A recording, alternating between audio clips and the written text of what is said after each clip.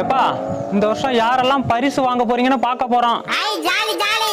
ஐயாசாமி கொலையில இருக்கிற 50 அடி கிணத்த அசால்ட்டா தாண்டின நம்ம அஞ்சலைக்கு 5வது பரிசு.